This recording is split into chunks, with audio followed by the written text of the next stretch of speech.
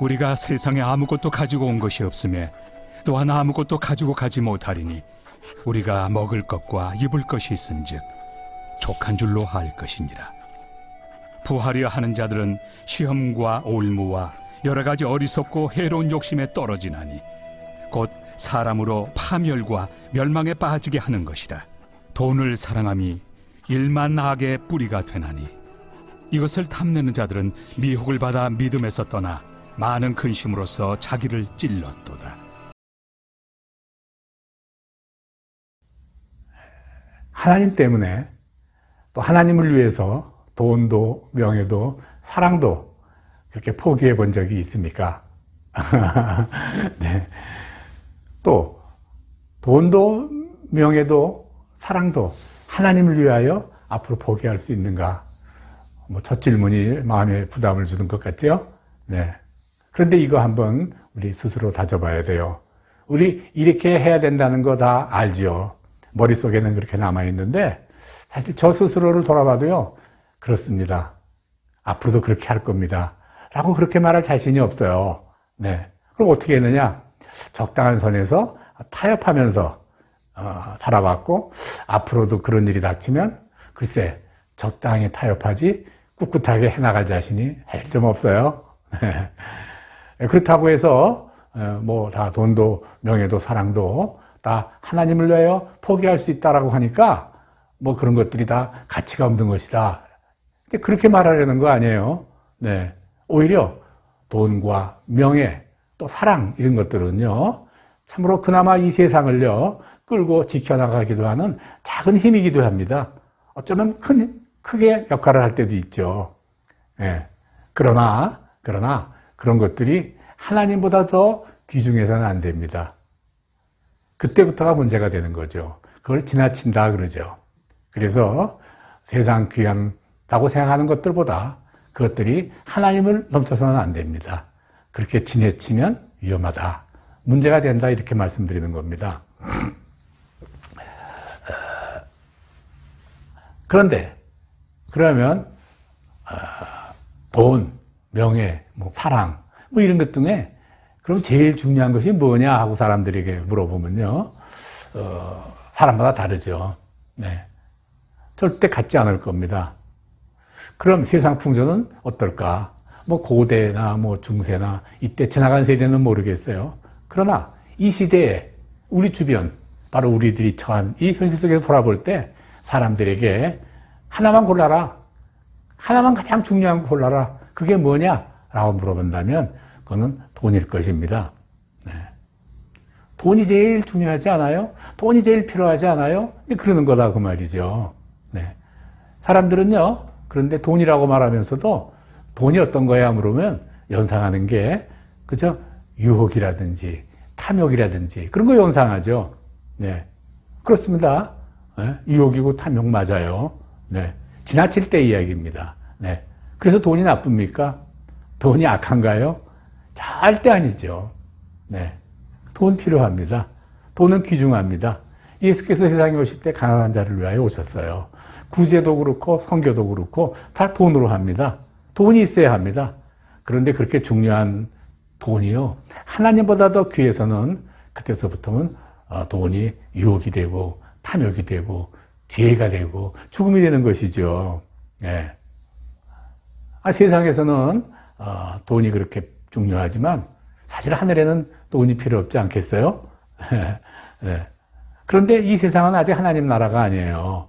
네. 이 세상은 하늘과 세상이 동시에 존재하고 우리들은요, 하늘과 땅에 동시에 사는 존재예요. 네. 돈과 하나님이 아주 그냥 섞여서 같이 사는 곳이 바로 이 세상이다 그 말이죠. 우리가 그곳에 살아요. 네. 그러므로 살다 보면 돈이냐 하나님이냐 내가 둘 중에 하나를 잡아야 되는데 어떻게 할까 할 때가 꼭 있습니다. 그 뭐 두 가지 안 돼요? 예, 두 가지 안 됩니다. 두 가지 안 돼요. 마태복음 6장 24절에는요, 한 사람이 두 주인을 섬길 수 없다. 재물과 하나님을 동시에 섬길 수 없다라고 말씀하시죠. 근데 그렇습니다. 맞습니다. 돈도 벌고 하나님도 섬기고 그거 다 못한다 그 말이에요. 네. 그럴 때 어떻게 하느냐? 그때 하나님을 택해야 됩니다. 하나님을 택하면 다 얻을 수 있지만 돈을 택하면 다 잃는다 그 말이에요. 네. 하나님을 우리가 택하는 것을, 하나님을 잡는 것을 그것을 우리가 믿음이라 그러고요. 돈을 잡는 것을 우리가 물질주의라 그래요. 물질주의. 네. 많은 사람들이 하나님과 돈 둘 중에 주저없이 돈을 택해요. 네. 물질주의 나쁜 겁니다. 네. 물질 그 나쁜 거 아닙니다. 네. 잘 이용하면 사람들에게 유용한 거예요. 네. 물질주의가 나쁜 거예요. 네. 물질주의 조금 전에도 강조해드렸지만 하나님보다 더 물질이 귀하면 그것이 바로 물질주의가 되는 거죠. 그게 나쁘다고 말이에요. 그 뭐가 나쁩니까? 도대체 물질주의가 뭐가 나쁩니까? 네. 첫째, 돈이 하나님보다 먼저이니까 돈이 뭐가 됩니까? 돈이 우상이 되는 겁니다. 네.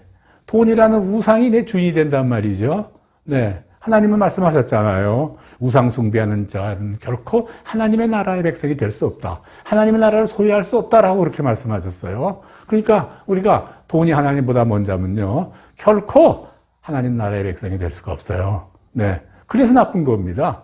네. 둘째, 일만악의 뿌리가 됩니다. 일만악. 죄의 뿌리는 바로 돈이 되어버린단 말이에요. 네. 물질주의가 되면 세상 모든 악의 뿌리는요, 모두 돈의 문제가 있어요. 파보면 그 범죄 안에는요, 반드시 물질의 문제가 있어요. 그러니까 돈이 일만악의 뿌리가 아니다 이렇게 말할 수 없지만은요, 하나님보다 먼저 돈일 때 그것이 바로 일만악의 뿌리이라 되게 되는 겁니다. 디모데전서 6장 10절 말씀이에요. 네. 세 번째, 믿음을 떠난다. 네. 믿음을 떠난다. 이거 더 이상 설명이 필요 없지 않겠어요? 네. 돈을 잡으면서 믿음을 지킬 수는 사실 결코 없어요. 네. 넷째, 오늘 디모데전서 9절 말씀입니다. 네. 하나님이 아니고 돈을 잡으면요, 유혹과 올무와 욕심에 떨어지고 사람을 파멸과 멸망에 인도합니다. 네, 그렇게 됩니다. 돈을 잡으면 물질주의에 내 삶을 빠뜨리면 그렇게 된다 말이죠. 네. 다섯째, 근심 속에 떨어집니다. 근심 속에. 네. 돈이라 만족함이 없는 존재예요. 네. 우리가 만족하려고 돈을 잡았는데 오히려 돈이 우리를 근심하게 한다고 말이죠. 네. 아무리 돈이 많아도 근심이 적어드는 게 아니라 근심이 더 늘어나게 돼 있죠. 네. 그래서 돈이라고 하는 존재는 우리의 근심의 부피와 면적을 더 크게 하는 아주 그런 엄청난 재주가 있어요. 네. 자, 그러니 이제 우리 어떻게 합니까? 성도로서 우리는 어떻게 살아야 됩니까? 예, 몇 가지 있습니다. 네. 첫째, 7절. 아무것도 가져온 것이 없으니 아무것도 가져갈 수 없구나 하는 것을 우리가 알아야 됩니다. 네. 내가 이 세상 떠날 때 갖고 갈 수 없는 거, 이거, 다 알잖아요. 네. 만일 우리가 이것 모르고 그저 영원히 살고 영원히 내 것일 줄 안다면요, 내 소유를 팔아 가난한 자에게 주고 나를 따르라 하고 말씀하시는 마태복음 19장 21절 이하의 그 주님의 명령을요, 결코 이해할 수도 순종할 수도 없어요. 그럼 난 어떻게 살으라고요? 이렇게 되는 거예요. 네. 두 번째, 먹을 것, 입을 것 있으면 이게 만족하는구나. 그거 훈련해야 됩니다. 이건 훈련이에요. 네. 네. 이거 하면 되는구나. 그 이상을 욕심을 부리지 않으려고 애를 쓰는 거죠. 셋째, 돈이 우리를 풍성하게 하는 것이 아니라 하나님 나라와 그의 의를 구하는 것이 바로 풍성한 삶을 영위하는 것이라고 하는 것을 체험해야 됩니다. 경험해 봐야 됩니다. 네. 사람들이 우리 삶을 풍성하게 하기 위해서 돈을 구하고 돈을 하나님보다 먼저 잡는데 아니라 그 말이에요. 우리를 풍성하게 하는 것은 하나님의 나라와 그의 의를 구하는 것이란 말이죠. 하나님의 나라와 그 의가 뭐냐? 하나님을 말씀을 믿고 믿은 그 말씀 그대로 내가 사는 삶, 그것이 하나님 나라와 의를 구하는 것이에요. 그렇게 사는 것이 우리의 삶을 풍성하게 한다 그 말이에요. 네. 몇 가지 말씀드렸어요. 네. 그러려면 어떻게 되느냐? 이 교회가 변해야 됩니다. 네. 성도가 변해야죠. 사실 먼저 교회 지도자들이 변해야 돼요. 특히 우리 목사님들 변해야 됩니다. 네. 사람들은요, 스스로 돈의 종이 되어서 하는 길을 택해요. 뭐 그럴 수 있어요. 네. 왜냐? 하나님과 돈이 동시에 존재하는 세상 속에 살고 있으니까. 그러나 교회 목사님들은 그래서는 안 됩니다. 저도 목사지만 그래서는 안 됩니다. 네. 교회는요, 세상에 존재하는 하나님의 나라이기 때문에요. 네. 그래요. 하나님 나라라는 것은 오직 하나님만 통치하시고 하나님만 순종하는 나라. 그 나라가 바로 교회이기 때문에 교회 지도자인 목사는 결코 세상 것을 탐해서는 안 된다. 돈의 종이 되어서는 안 된다. 그 말이에요. 네. 그런데 어떻습니까? 뭐 제 눈에만 그렇게 보입니까? 교회 물질주의가 가득해요. 이건 물질주의 정도가 아니라 좀 과합니다. 껍데기는 거룩하고 교회 외곽 건물은 아주 웅장하고 화려한데 그 안에는요, 썩는 냄새가 가득해요. 네. 세상의 물질주의를 꾸짖고 또 청결하게 해야 될 그 교회에 오히려 물질주의가 가득하단 말이에요. 뭐 대형교회 목사님들 하는 거 보세요. 목사님들만이 아니고 그 뭐 하고 있는 거 좀 유심히 좀 알면 알고 싶지가 않아요. 뉴스 오면 그냥 들리면 그냥 꺼버립니다. 제가 요새는. 네. 어떠냐? 면죄부를 팔았잖아요. 중세시대에. 면죄부를 팔던 중세시대에 가톨릭 교회로 다시 돌아간 것 같다는 생각을 제가 많이 해요. 네. 또 원래 교회가 이랬나요? 네. 아니에요. 예전 그렇지 않았어요.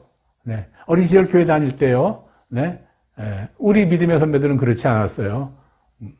우리 선배님들, 뭐 다 돌아가셨겠지만, 네. 말씀대로 살려고 그러고요.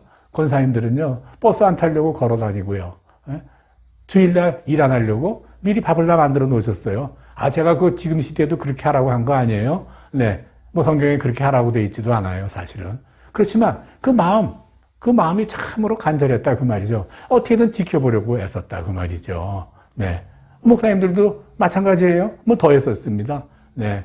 말씀을 가르쳤으니 가르친 대로 살려고 하고 성도들이 그 말씀대로 살게 하려고 본을 보이려 애썼다, 그 말이에요. 네. 제가 어린 시절 다니던 모교회, 그 모교회는요, 참 초등학교 시절에 제 초등학교 시절에 이미 3,000명이 넘는 대형 교회였었어요. 뭐 지금도 대형 교회이지만 그때 3,000명이 넘는 성도를 출석하고 있는 바로 그 우리 교회가요. 그 담임 목사님이요. 항상 검은 옷색 두루마리 입고 다녔어요. 저게 정복인가 보다 했는데 저희 그분 따님이 저하고 동창이거든요. 가끔 그 집에 가가지고 이렇게 갈 일이 있어서 목사의 방을 이렇게 들여다보면요. 그 두루마리 하나 달랑 걸려 있어요. 지금도 잊어버리지 않아요? 사각개짝 하나 이렇게 달랑 놓여 있어요. 거기에 뭐가 들어있는지 모르지만. 예. 그랬다고 말이에요. 네. 이제는 뭐 담임 목사님, 큰 교회 담임 목사님으로 부임했다가 이제 은퇴하신 저희 고등학교 때 강도사님, 제가 그 집을 방문한 적이 있었는데 얼마나 곰팡이 냄새가 나는지 조그만 방에 그러는지 제가 그 생각을 잊어버릴 수가 없어요. 다 그랬다고 말이에요.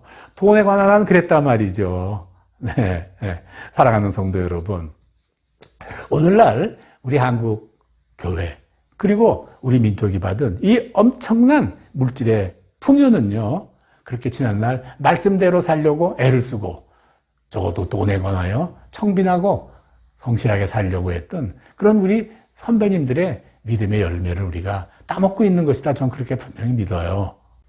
그렇다면 이제 이 시대에 사는 우리들이 이제 우리 후손들에게 뭐를 남겨줄 겁니까? 네. 유혹과 욕심 가득 찬 돈을 넘겨둘 겁니까? 네. 마침내 망할 수밖에 없는 그런 거 넘겨주겠냐 말이에요. 네.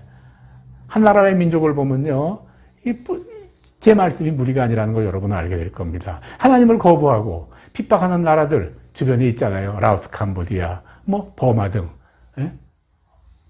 문을 닫아 걸고 하나님을 거부하는 나라 됐었잖아요. 네. 얼마나 치욕을 당하는 후손들이 삶을 살고 있냐고요. 네. 그럼 취임식 날 성경에 맹세하는 그럼 미국은 또 어떠냐? 우리가 다 알고 있잖아요. 네. 교회를 핍박하고 또 선교사들을 추방하고 하나님 없는 그런 나라를 만들고자 하는 나라를 떼겠습니다만 중국은 어떻습니까? 결코 번영된 나라, 후손들에게 돈의 축복을 주는 나라 만들 수 없어요. 네. 사랑하는 여러분, 저는요 장로교 목사예요. 네. 장로교만이 아니라 다른 개혁교회도 다 마찬가지지만 가장 기본적인 신조는요 청빈입니다. 청빈. 네. 그런데 많은 목사님들이요 청빈은커녕 그 반대의 삶을 사는 모양들을 많이 봅니다. 네. 그러니까 제가 성도 여러분들에게 그렇게 목사들에게 요구되는 청빈을 강요할 생각은 추호도 없어요.